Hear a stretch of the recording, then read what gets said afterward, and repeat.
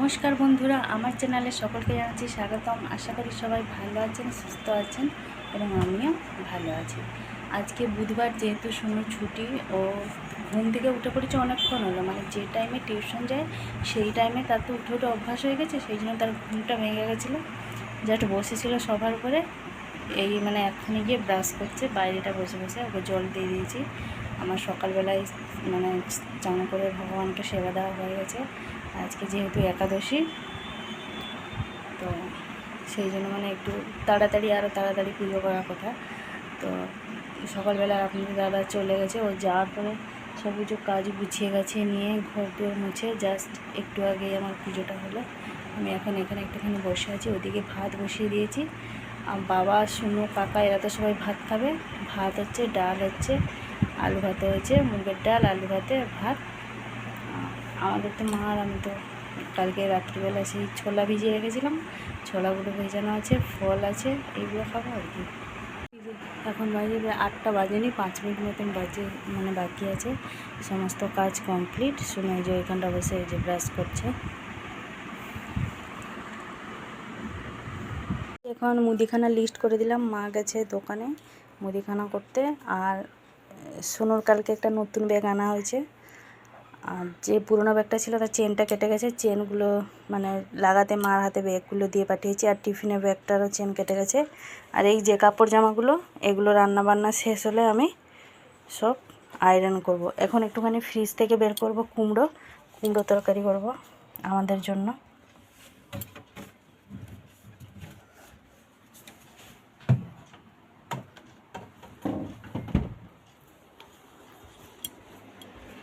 শোনো, যে ক্লে এনেছিল মেলা থেকে, এখন বসে বসে খেলছে। 3 দিন হয়ে গেল সেই ক্লের পিছনেই পড়ে আছে। এই যে এগুলো তো হাতে লাগেনি, যত চটকাচটকি করলেও আবার সব পরিষ্কার হয়ে যাবে। এই যে তার মামা এনে দিয়েছিল সোমবার দিন, যে ইস্কন রথ দেখতে গেছিলো। আর এই যে কালকে এই নতুন ব্যাগটা নিয়ে এসছে। আর এই যে টি টেবিলটাকে আমি আর গুছাবো না, ওকে বলে দিয়েছি এইরকমই পড়ে থাকবে। যত গুছিয়ে গাছিয়ে রাখলেও সব টেনে টুনে ফেলে দেবে। টিভি দেখছে আর ওদিকে যে ক্লে নিয়ে খেলছে। আমি যাই, ওদিকে ডালটা হয়ে গেছে, ভাত হয়ে গেছে। একটুখানি বাবা কাকাদের জন্য সে আলু চোখার জন্য একটুখানি ভেজে নেবো পেঁয়াজ লঙ্কা, তারপরে আমি আমাদের কুমড়ো তরকারিটা করবো। বাবাও চলে এসছে মুড়ি খেতে, বাবাকে ডাল দিয়ে মুড়ি দিয়ে দেবো। ডালটা হয়ে গেছে, তারপরে একটুখানি কুমড়ো তরকারি করবো আর লুচি করবো। হয়তো অনেকেই ভাববেন যে আজকে একাদশী, লুচি খাবে। হ্যাঁ, আমি ছোটোবেলা থেকে দেখে এসেছি আমার বাবা মা, মানে দাদু বলুন, জেঠু জেঠিমাদের সবাইকে দেখে আসছি, ওরা যখন একাদশী করতো ওই নিরামিষ আলুর দম, লুচি, নাহলে রুটি, নাহলে পরোটা, সুজি, ছোলা এইসব খেয়ে থাকতো। সেই জন্য আমাদের মার আর আমার করবো লুচি আর কুমড়োর তরকারি। চলুন, বাবা এসে গেছে, ওদিকে বাবাকে খেতে দিয়ে দিই, তারপরে আমাদের এদিকে রান্নাগুলো করি। আজকে আমি নিরামিষ কুমড়ো আলুর তরকারিটা একটু আলাদা ধরনের করব। সাথে একটা নিয়ে নিয়েছি এই যে টমেটো, আর কিছু নিয়ে নিয়েছি মুগের ডাল। মুগের ডালটা ভালোভাবে ভেজে একটুখানি জলের মধ্যে আমি ভিজিয়ে রেখে দিয়েছি। আর ফোড়নের জন্য এখানে নিয়ে নিয়েছি এই যে গোটা জিরে, কালো জিরে, আদা থেতো করে নিয়েছি, 3টে শুকনো লঙ্কা, 3টে কাঁচা লঙ্কা, সাথে একটু ফোড়নের হিসাবে ব্যবহার করব আমি হিংটা আপনারা স্কিপ করেও চলুন, মানে থাকতে পারে, যদি হিং না থাকে এমনি তাহলে ফোড়নগুলো দেবেন, ভালো লাগে। কিন্তু হিংটা দিলে কী হয়, ফ্লেভারটা একটা আলাদা ধরনের হয়। কড়াইটা এখানে ভালোভাবে গরম হয়ে গেছে, এর মধ্যে আমি দিয়ে দেবো সাদা তেল। টমেটোটাকেও এখানে এই যে কেটে নিয়েছি, কুচি করিনি বেশি, এভাবে এই যে লম্বা লম্বা করে কেটে নিয়েছি। তেলটা আমার এখানে গরম হয়ে গেছে। প্রথমে এই যে জিরে ফোড়ন দেবো, তারপরে দেবো কালো জিরে। প্রথমে দিয়ে দিলাম জিরে, তারপরে কালো জিরে, তারপরে শুকনো লঙ্কা দিয়ে দিলাম হিং, সবার শেষে দিয়ে দিয়েছি আদা থেঁতোটা। আদা থেঁতোটা বেশি সাঁতলাবো নি, কারণ আদাটা যখন আমরা বেশি সাঁতলে নিই তখন তরকারিটা একটু তেতো তেতো লাগে, আর বেশি সাঁতলাবো নি। এর মধ্যেই দিয়ে দেবো টমেটো কুচি। টমেটো কুচিটা দিয়ে হালকা নাড়াচাড়া করে কেটে ধুয়ে রাখা সবজিগুলো অ্যাড করবো। সবজিগুলো অ্যাড করে নিয়েছি, এবার ভালোভাবে নাড়াচাড়া করে এর মধ্যে দিয়ে দেবো লবণ স্বাদ মতন, লঙ্কা গুঁড়ো দেবো, আর দিয়ে দেবো সামান্য একটু হলুদ গুঁড়ো। সব কিছু মশলা দেওয়ার পরে হাই ফ্লেমে আমি এখানে 7 মিনিট মতন কুক করে নিয়েছি সবজিগুলোকে। এবার এর মধ্যে এই যে ভেজে ভিজিয়ে রাখা মুগ ডালটা অ্যাড করে দিচ্ছি। এবার মুগ ডালটা দেওয়ার পরে আমি এখানে ঢাকা দিয়ে 5 মিনিট মতন ভালোভাবে সাঁতলে নেব। তখন আমি গ্যাসের ফ্লেমটা একদমই লো করে নেব। এই যে দেখুন আমি ঢাকা দিয়ে 5 মিনিট, পাক্কা ঘড়ি দেখে 5 মিনিট ভালোভাবে কুক করে নেব। ঠিক আছে, এখানে 5 মিনিট আমি ঢাকনাটা খুলে নিয়েছি। এই যে দেখুন 50% মতন সেদ্ধ হয়ে গেছে। এবার এর মধ্যে আমি পরিমাণ মতন জল অ্যাড করব। আমি জলটা এখানে গরম জল ব্যবহার করছি, আপনারা চাইলে ঠান্ডা জলও ব্যবহার করতে পারেন। গরম জলটা দিলে কী হয় বলুন, তাড়াতাড়ি তরকারিটা ফুটে যায়।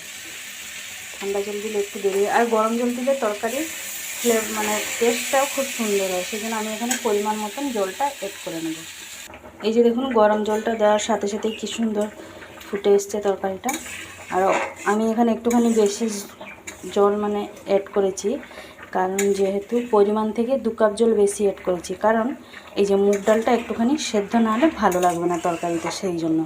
এবার এটাকে ঢাকা দিয়ে 5 থেকে 7 মিনিট মতন ফুটিয়ে নেব, এইরকমই হাই ফ্লেমে। এদিকে আমার কুমড়ো, আলু আর এই মুগ ডাল দিয়ে তরকারিটা তৈরি, নিরামিষ তরকারি। বেশি আর ঝোলটা মানে শুকনো করবো না, একটুখানি এরকম মাখা মাখা থাকবে, কারণ নাহলে তখন আবার লুচি দিয়ে খেতে অসুবিধা হবে।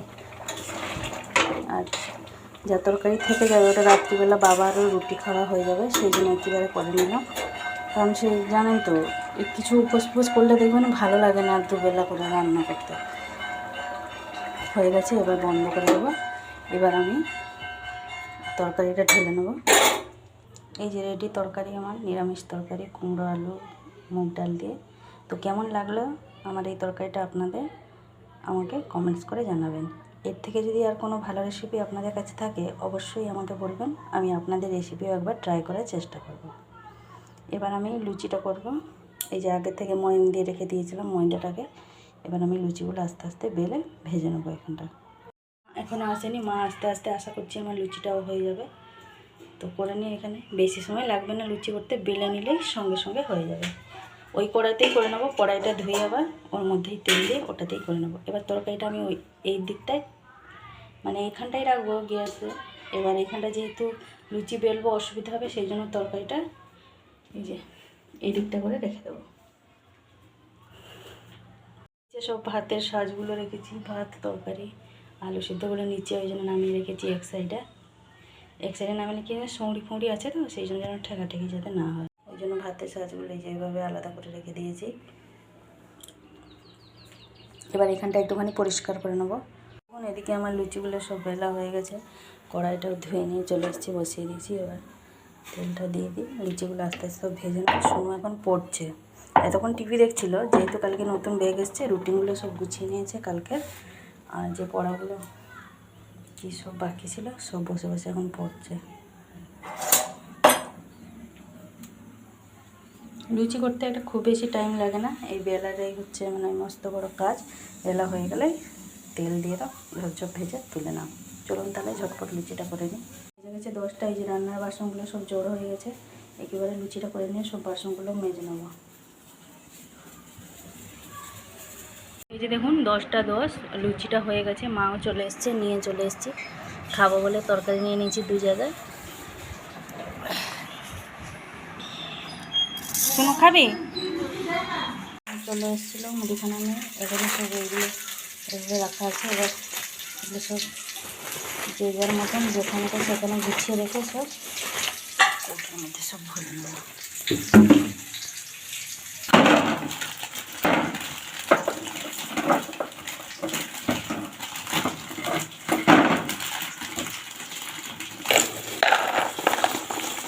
বাবা সকালবেলা মানে এমনি শুকনো মুড়ি খেয়ে যায়, আবার যখন বেলার দিকে আসে তখন বাচ্চা সব গরম দিনে বাবা তরকারি একটা খেতে খুব পছন্দ করে না, তবুও একটু ডাল মুড়ি খেয়ে গেছে, মাঝে মাঝে বাতাসা মুড়ি খেয়ে, সেই জন্য সেটা নিয়ে ধরে রাখা হয়।